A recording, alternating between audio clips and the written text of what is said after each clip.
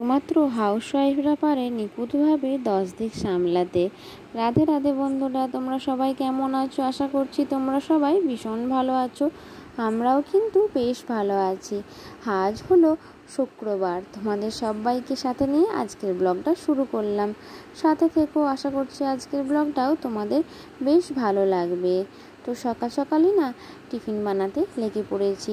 তো বাবা যাবে, মানে আমার মেয়ের বাবা আর কি, তো ওর বাবা যাবে বাজারে আর আমার মেয়ে যাবে স্কুলে। তো দুজনের জন্যই টিফিন বানাতে হবে। তো বাপি তো বাজারে যায়, সকালে যায় আর সে আসে সেই দুপুরে, আবার কোনো দিন বিকালও হয়ে যায়। তো সেজন্য সকালবেলায় না টিফিনে কিছু বানিয়ে দিলে তাহলে বাইরে খেতে খুব সুবিধা হয়। তো সেই জন্যই কালকে রাতে আটাটা মেখে রেখেছিলাম, আর আজকে সকালবেলায় একদম লেচিগুলো কেটে লই করে নিয়ে আর এই যে বেলতে বসে পড়েছি। হ্যাঁ, তো কী বলো তো, রুটি না বেলতে খুব তাড়াতাড়ি আর কি বেলা যায়। তো আমি না প্রথম একদম বেলতে পারতাম না, কিন্তু এই রুটি বেলাটা না আমি প্রথম শিখেছিলাম আমার বাবার কাছে। তো আমার বাবা না আমাকে এভাবে রুটি বেলতে শিখিয়ে ছিল। তখন আমার বয়স হবে ওই 14 কি 15। তো এক হাতে চাকি বেলুনের আর কি চাপ দিয়ে আর এক হাতে লোল দিলে এভাবে রুটি আপনি ঘুরে বেলা যাবে পুরো গোল গোল করে একদম। তো সব কটা রুটি সমানভাবে বেলে নিলাম। তারপর এই যে তাওয়ার মধ্যে সেঁকতে দিয়ে দিয়েছি। আর কি বলো তো, যেদিনকে তাড়াতাড়ি থাকে না, গ্যাসের ভলিউমটা একটু বাড়িয়ে দিলে না রুটিগুলো একদম ভালো হয় না, কিন্তু বেশ লো ভলিউমে রুটিগুলো বেশ ভালো হয় এবং ফোলেও খুব সুন্দরভাবে। তো যাই হোক, রুটি কিন্তু খেয়াল করে দেখবে সবাই কিন্তু বানাতে পারে না, রুটি বানানো একটু কঠিনই আছে। তো যাই হোক, এদিকে প্রথমেই ওর বাবার জন্য টিফিনটা রেডি করে দেব। তো ওর বাবা তো 7টার সময় বেরিয়ে যাবে আর মেয়ে একটু পরে যাবে। তো সকালবেলায় না আজকে আর কিছু বানালাম না, খুব তাড়াতাড়ি ছিল আর কি। তো রুটি আর এই যে শুকনো মিষ্টি আছে, তো শুকনো মিষ্টি না টিফিনের মধ্যে আলাদা করে ভরে দেব। তো আজকে আর মানে অন্য কিছু এখন সকালের দিকে বানানোর একদম টাইম পাইনি, জানো তো। তো তারপর দেখো ওর বাবার টিফিনটা ভালো করে রেডি করে নিলাম। তারপরে এই যে আবার মেয়ের জন্য টিফিন বানাতে লেগে পড়লাম।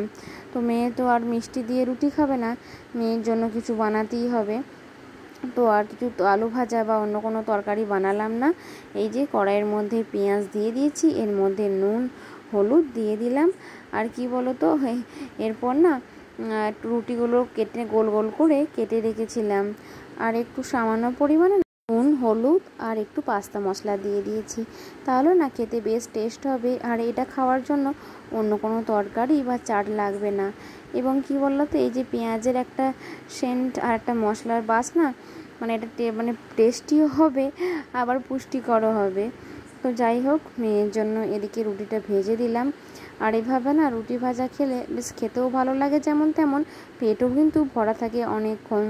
তো আমার মেয়ে তো এমনিতেই শুধু রুটি তরকারি দিয়ে একটা খায়, কিন্তু এই যে রুটি ভাজলাম এটা কিন্তু 2টো রুটি দিয়েছিলাম।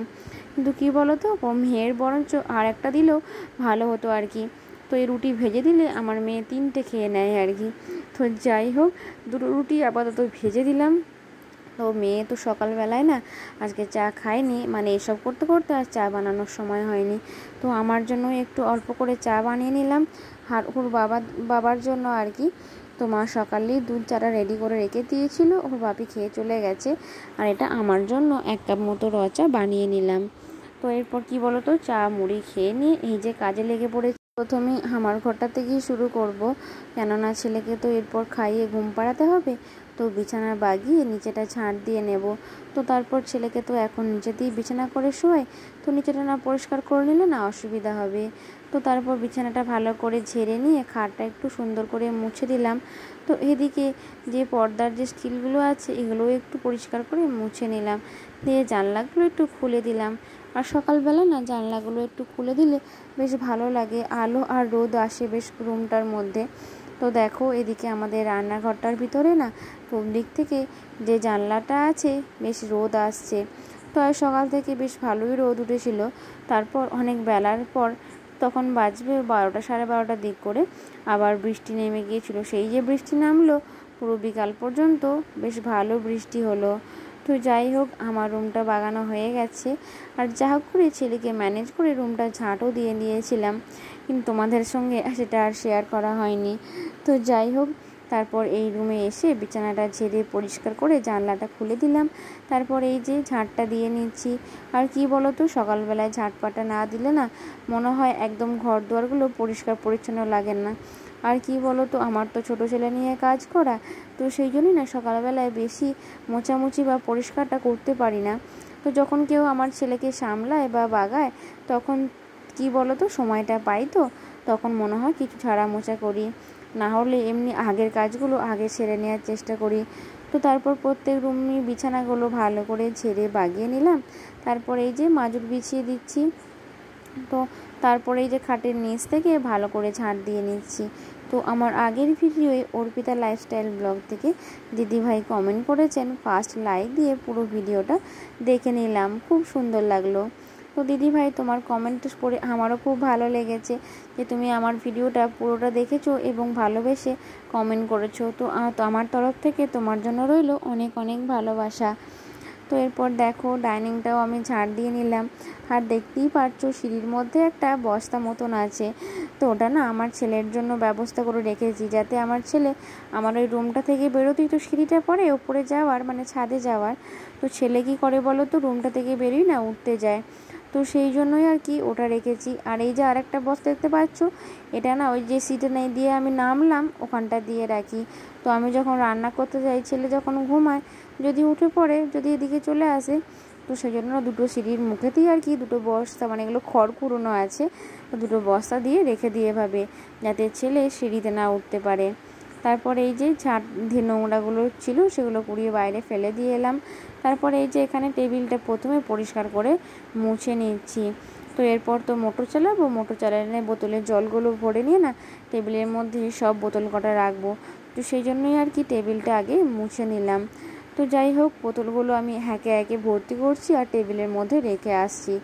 তো কি বলো তো, এই একবার আমাদের তো দুবার করে মোটর চালাতে হয়, তো কোনো দিন তিনবারও হয়ে যায়। কিন্তু কি বলো তো, মানে গোয়ালে তো গরুর গা ধোয়ানো হয়, ডাবায় জল দেওয়া হয়, তারপর তো আমাদের এতগুলো বাড়ির লোকের স্নান আছে, বাসন ধোয়া কাচা সবই তো হয়। আর সকালবেলা একবার সজলধারার কলটাতে জল দেয়, ওখানে কিছু কাচা বাসন ধোয়া হয়ে যায়। তো যাই হোক, এখন মোটর চালিয়ে বোতলগুলো সব জলগুলো ভরে দিলাম। তারপরেই যে জল খাবার বানাতে বসে পড়েছি আর কি। তো যাই হোক, তেলের মধ্যে 5 ফোড়ন তেজপাতা দিয়ে তার মধ্যে টমেটোটা দিয়ে দিলাম। তারপরে এই যে সামান্য করে নুন আর হলুদ দিয়ে দিয়েছি। আর আমি কি করি বলো তো, টমেটোটার ওপরই না নুন হলুদ দিয়ে দিই, তাহলে টমেটোটা নুনের জন্য খুব তাড়াতাড়ি গলে যায়, আর তাহলে আর শক্তভক্ত ভাবটা থাকে না। তারপর অল্প করে লঙ্কা গুঁড়ো জিরে গুঁড়ো দিয়ে দিলাম। ভালো করে মশলাটা কষিয়ে নিয়ে সেদ্ধ করে রাখা লাউ আর আলুটা দিয়ে নাড়াচাড়া করে দিচ্ছি। তো ভালোভাবে মশলাটার সাথে মিশে যাবে। তো কিছুক্ষণ কষে নিয়ে তারপর আর কি চাপা দিয়ে দেবো, তাহলে হয়ে যাবে। তো এদিকে আমি ভলিউমটা কমিয়ে দিয়ে চলে এসেছি একদম খামার বাড়িতে আর কি। তো বড় মা সবজি কাটতে বসেছিল, তো আমি বললাম তাহলে আমি এই যে গাছের দুটো ঝিঙে হয়েছিল তুলে নিয়ে চলে এলাম। আর এই যে এখানে মাচাটার মধ্যে অনেক পুঁই শাক হয়েছে, তো পুঁই শাকের কিছু কিছু লত এদিকটা দিয়ে নেমে গিয়েছিল, তো সেগুলোই আগে দেখে দেখে কেটে নিলাম। তারপরে এই যে যেগুলো নিচের দিকে নেমে আসছে ওগুলো কিছু কেটে নিলাম। তো আজকে দুপুরে না পুঁই শাক দিয়ে কুমড়ো দিয়ে ঘন্ট হবে আর কি। তো ঘন্টের মধ্যে ঝিঙে কচু আলু সব রকম সবজি তো দেওয়া হয়, আর খেতে না বেশ ভালো লাগে। তো সেই জন্যই আর কি কেটে নিয়ে চলে এসে বড় মাকে দিয়ে দিলাম। তারপর আবার কাজে লেগে পড়লাম।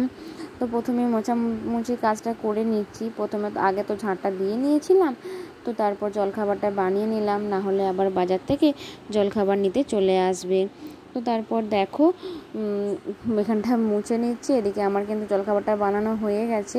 তো প্রথমেই ডাইনিংটা মুছে নিচ্ছিলাম, কেননা যদি কাকু আবার মানে বাজার থেকে চলে আসেন তাহলে তো এখানে মুড়িটা দেওয়া যাবে, তো সেজন্য এখানটা আগে মুছে নিচ্ছি। আর ফ্যানটাও অন করে দিয়েছি, তাহলে খুব তাড়াতাড়ি করে শুকিয়ে যাবে। তো আমি কি করি, মোছামুছির কাজ সেরে নিই না, ফ্যানটা অন করে দিই, তাহলে খুব তাড়াতাড়ি শুকিয়ে যায়। তো শীতকালেও না একই করি, মানে আমি মুছে বেরিয়ে যাই, তারপর সেই রুমের ফ্যানটা আর কি অন করে দিই, তো না হলে তো ঠান্ডা লাগবে। তো যাই হোক, তাড়াতাড়ি আর কি মেঝেগুলো খুব শুকিয়ে যায়।